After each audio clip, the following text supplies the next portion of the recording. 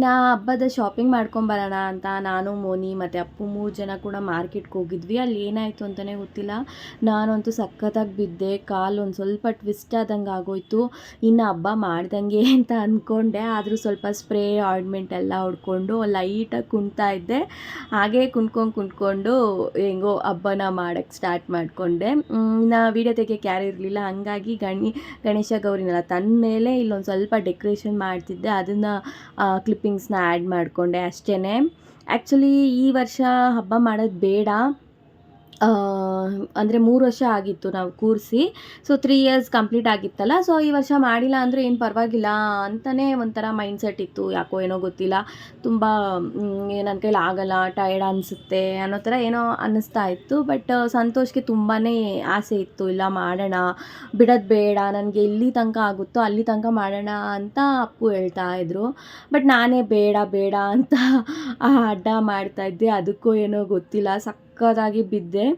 ಆ ಥರ ಯೋಚನೆ ಮಾಡಿ ಆವತ್ತಿನ ದಿನ ಬೇಡ ಅಂದ್ಕೊಂಡು ಮಲಗಿದ ದಿನವೇ ರಾತ್ರಿ ಕನಸಲ್ಲಿ ನನಗೆ ಆನೆ ಮತ್ತು ಒಂದು ಆನೆ ಮರಿಗೆ ಆವಾಗ ತಾನೇ ಜನ್ಮ ಕೊಟ್ಟಿರೋ ಥರ ಒಂದು ಕನಸು ಬಂತು. ಅಮ್ಮ ಮತ್ತು ಒಂದು ಸಣ್ಣ ಮರಿ ಬಂದಿತ್ತು.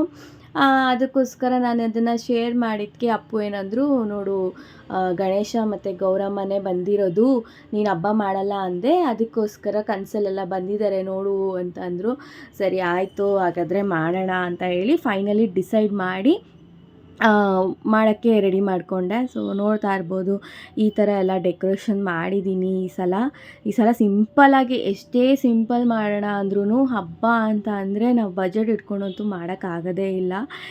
ಏನಾದರೂ ಸರಿ ನಾವು ಅಂದ್ಕೊಳೋದೇ ಬೇರೆ, ಆಗೋದೇ ಬೇರೆ.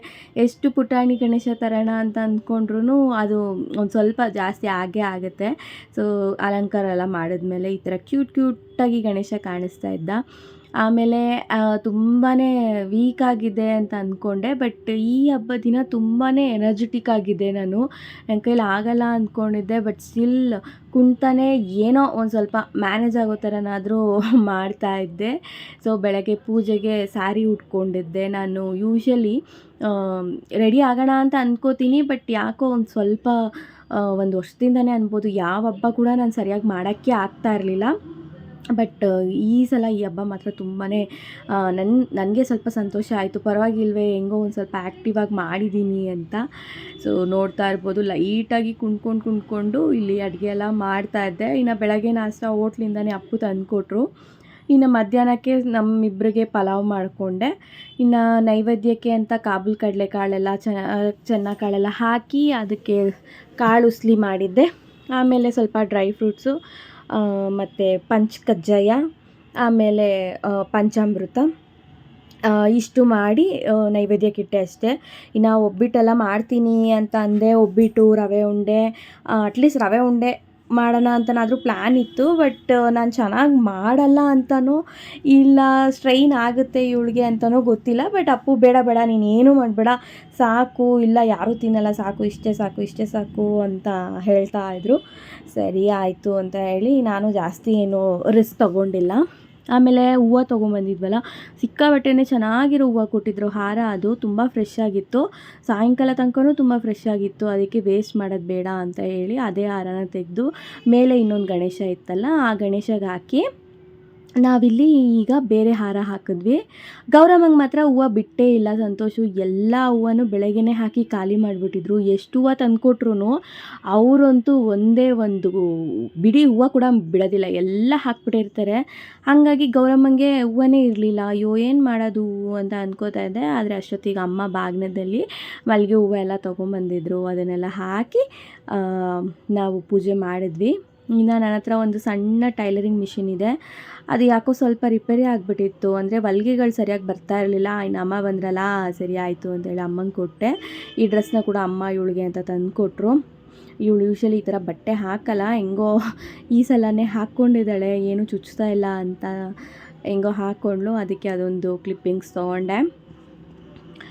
ಇನ್ನು ಅಮ್ಮ ಊಟ ಮಾಡ್ತೀರಾ ಅಂದೆ. ಅಮ್ಮ ಎಲ್ಲ ಏನೂ ಬೇಡ ಅಂತ ಹೇಳಿ ಅವರೇ ಒಂದು ಸ್ವಲ್ಪ ನನಗೆಲ್ಲ ಅಡುಗೆ ಎಲ್ಲ ತೊಗೊಂಬಂದು ಕೊಟ್ಟರು. ಕಾಲು ಪಾಪ ಕುಂತಿದ್ಯಾ, ನಿನಗೆ ಆಗಲ್ಲ ಅಂತ ಹೇಳಿ ಅವರೇ ಎಲ್ಲ ಪಾಪ ಮಾಡಿದ್ರು. ಇನ್ನು ನಾನು ಪ್ರೆಗ್ನೆಂಟ್ ಇದ್ದಾಗಿಂದ ನಾವು ಈ ಥರ ಹಬ್ಬ ಮಾಡೋಕ್ಕೆ ಶುರು ಮಾಡ್ಕೊಂಡಿದ್ದು ಗಣೇಶ ಹಬ್ಬ. ಯೂಶ್ವಲಿ ಗಂಡು ಮಕ್ಳಿಗಂದರೆ ಈ ಗಣೇಶ ಹಬ್ಬ ಮಾಡೋಕ್ಕೆ ತುಂಬಾ ಇಷ್ಟ ಇರುತ್ತೆ. ಅವ್ರಿಗೆ ಚಿಕ್ಕ ಹುಡುಗರಿದ್ದಾಗ್ಲಿಂದನೂ ರೋಡಲ್ಲೆಲ್ಲ ಗಣೇಶ ಕೂರಿಸಿರ್ತಾರಲ್ಲ, ಸೊ ಅದು ಹಾಗೆ ಬೆಳೀತಾ ಬೆಳೀತಾ ಅವ್ರಿಗೆ ಅದು ಇಂಟ್ರೆಸ್ಟ್ ಇದ್ದೇ ಇರುತ್ತೆ.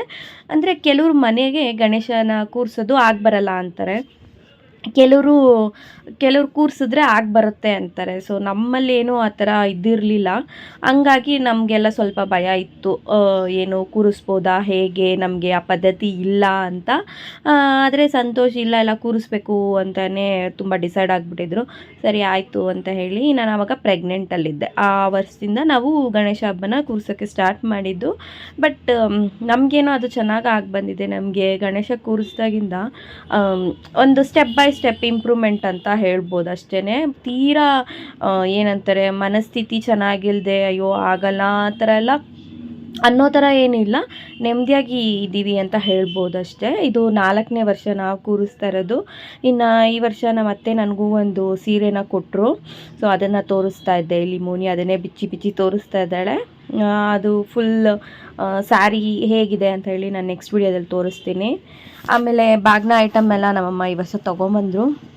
ಅಂದರೆ ಏನು ಬೇಜಾರಂದರೆ ಈ ಸಲ ಪ್ರತಿ ವರ್ಷ ನಾವು ಹೋಗಿ ಹುತ್ತಕ್ಕೆ ತೆನೆ ಹೆರೆದ್ಬಿಟ್ಟು ಬರ್ತಾಯಿದ್ವಿ. ಬಟ್ ಈ ಸಲ ನಾವು ಹೋಗೋಕ್ಕಾಗಲಿಲ್ಲ, ಹಂಗಾಗಿ ಅದೊಂದು ಸ್ವಲ್ಪ ಎಲ್ಲೋ ಬೇಜಾರಾಗ್ತಾಯಿತ್ತು ಸಂತೋಷ್ಗೆ. ನಾವು ಉಪವಾಸ ಇದ್ವಿ, ಒಂದು 12 ಗಂಟೆ ತನಕನೂ ಉಪವಾಸ ಇದ್ವಿ ಹೋಗೋಣ ಅಂತ. ಆಮೇಲೆ ನಾನೇನು ರೆಡಿ ಮಾಡ್ಕೊಂಡಿರಲಿಲ್ಲ, ನಮ್ಮ ಅತ್ತೆ ಅವರೇ ಪ್ರತಿ ವರ್ಷ ಮಾಡ್ತಾಯಿದ್ದಿದ್ದು. ಸೊ ಅವರು ಹೋಗ್ತಾರೆ ಅಂದ್ಕೊಂಡು ನಾವು ವೆಯ್ಟ್ ಮಾಡ್ತಿದ್ವಿ. ಸೊ ಅದೊಂದು ಆಗಲಿಲ್ಲ. ಮುಂದಿನ ವರ್ಷ ಅದೇ ಈ ಸಲ ಎಲ್ಲ ನೋಡಿಕೊಂಡೆ, ಮುಂದಿನ ವರ್ಷ ಹೇಗೆ ಮಾಡೋದು, ಅದಕ್ಕೆ ಏನೇನು ರೆಡಿ ಮಾಡ್ಕೋಬೇಕು ಅಂತ ಎಲ್ಲ ನೋಡ್ಕೊಂಡಿದ್ದೀನಿ. ಸೊ ಮುಂದಿನ ವರ್ಷ ಆದರೆ ಒಂದು 2 ದಿವಸ ಮುಂಚೆನೇ ಎಲ್ಲ ಪ್ರಿಪೇರ್ ಮಾಡಿಕೊಂಡು ಅದನ್ನು ಮಾಡಿಬಿಡೋಣ ಅಂತ ಅಂದ್ಕೊಂಡಿದ್ದೀನಿ. ಸೊ ಇಲ್ಲಿ ಅಪ್ಪ ಅಮ್ಮಂಗೆ ಕಾಫಿ ಕೊಟ್ಟೆ. ಅವರು ಇನ್ನೇನು ಊಟ ಏನು ಬೇಡ, ನಾವು ಹೊಡ್ತೀವಿ ಟೈಮ್ ಇಲ್ಲ ಅಂತಂದರು. ಸೊ ಅವ್ರಿಗೆ ಕಾಫಿ ಕೊಟ್ಟೆ. ಇನ್ನು ಮೋನಿಗಂತೂ ಅವ್ರು ಬಂದಿದ್ದು ಫುಲ್ಲು ಖುಷಿಯಾಗಿಬಿಟ್ಟಿದೆ. ಯಾರು ಇವರು? ಯಾರು ಮೋನಿ ಅವರು? ಇಬ್ರು ಇರ್ತೀಯಾ? ಅವ್ರು ಯಾರು ಅಲ್ಲಿ ನಿಂತಿರೋರು? ಯಾರು? ಗಿರ್ಜೆ ಅಜ್ಜಿರೋದು. ಇದ್ಯಾರು? ಅದ್ಯಾರೋ ನೀನು ಎತ್ಕೊಂಡಿರೋರ್ಗೆ ಯಾರು? ತಾತ. ಸರಿ ಆಯ್ತು ಬನ್ನಿ.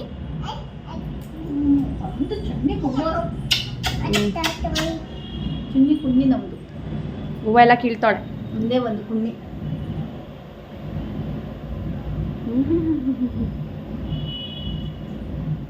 ಸಂತೋಷ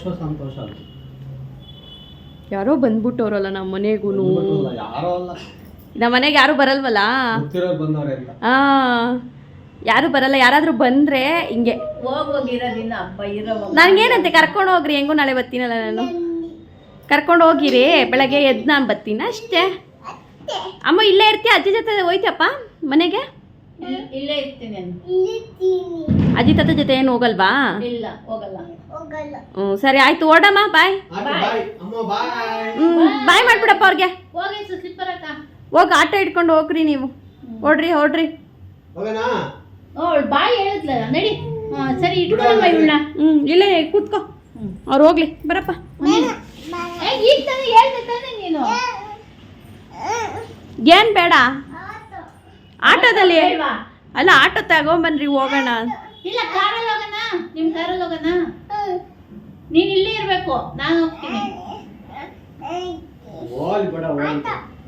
ಸೊ ಅಮ್ಮ ಬಂದು ಬಾಗ್ನಕ್ಕೆ ಒಂದು ಸ್ಯಾರಿ ಮತ್ತು ಆ ಪಿಂಕ್ ಕಲರ್ ಏನು ಕಾಣಿಸ್ತಾ ಇದೆ ಅದೊಂದು ಟಾಪ್ 2 ತಂದು ಕೊಟ್ಟಿದ್ರು.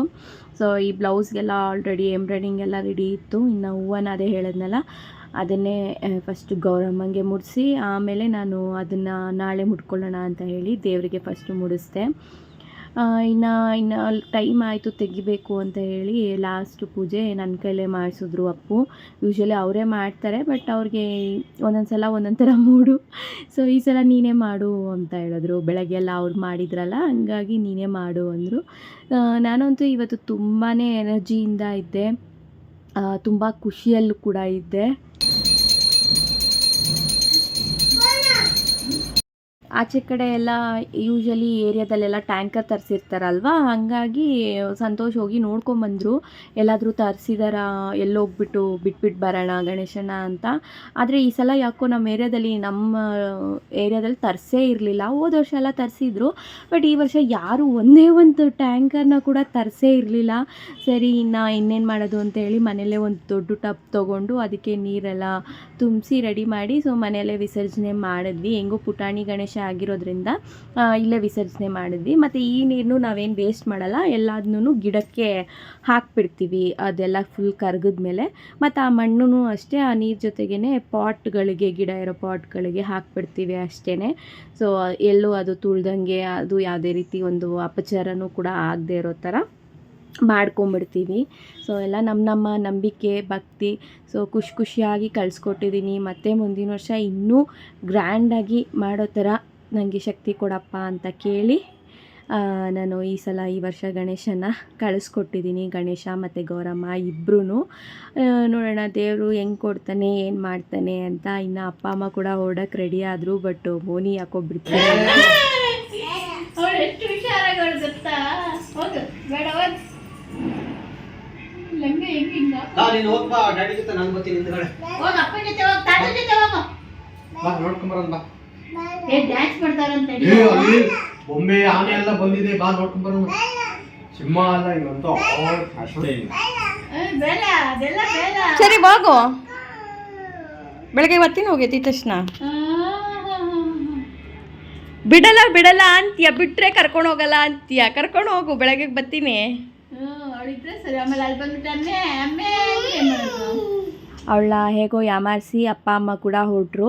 ರಾತ್ರಿ ಹೊತ್ತು ಅವಳು ಮಲ್ಗಲ್ಲ ಅನ್ನೋ ಭಯಕ್ಕೆ ಅಪ್ಪ ಅಮ್ಮ ಬೇಡ ಅಂತ ಇದ್ರು. ಸೊ ಇಲ್ಲಿಗೆ ಬ್ಲಾಗ್ ಎಂಡ್ ಮಾಡ್ತೀನಿ. ಬಾಯ್.